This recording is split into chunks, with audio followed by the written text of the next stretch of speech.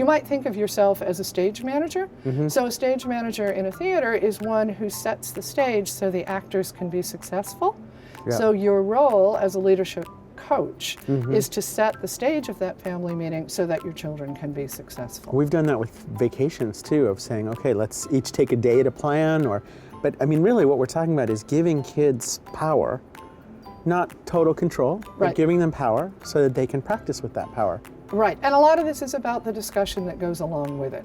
So, you know, it is listening to what the child has to say, acknowledging their feelings, and then experiencing that give and take that, you know, okay, maybe this time this decision is not coming from you because the group feels something else, but maybe next time the decision will be yours. And maybe helping the child say, all right, how could you make this decision? Or if this was your decision, how could you make it? Or how could we make it? Exactly. I mean, we've set cards out on the table and said, okay, what are the things that are important, and moved them around. And this is important to me, this is important to you, but making it really a more of a shared decision. A shared decision. I also think it's really important to think about how your child learns and how your child's brain works.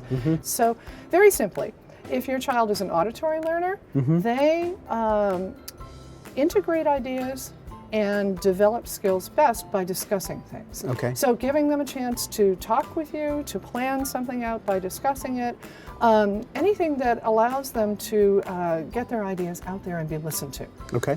If your child is visual, it may be that you want to do posters and signs and lists that you cross things off of and help the child to develop those as a planning method. If your child is kinesthetic, you have to be a little bit more creative, but Yes. it usually works if you have things that the child has to go and get, Or invent, move on the table. work with, move on the table, yeah, something to incorporate that movement into their learning. And I think only 30% or so of learners are actually auditory visual primarily. Right. And so really looking at using multiple ways of communicating would be really powerful. Very important. I mean, it works better for everybody if Yeah. we're multimodal.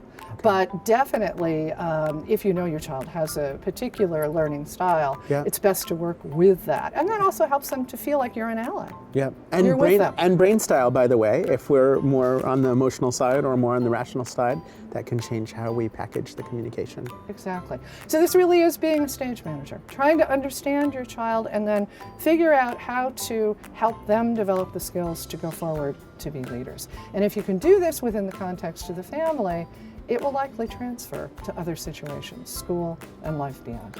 Well, I certainly think as a parent, I would much rather be an ally to my child than to be in that constant battle zone. Absolutely. It's not always successful, but Absolutely. It feels much process. better for both of you. Yeah. And it encourages the child to feel good about themselves and to want to go forward and to be with you. Yeah. Yeah. Thank you. Yeah.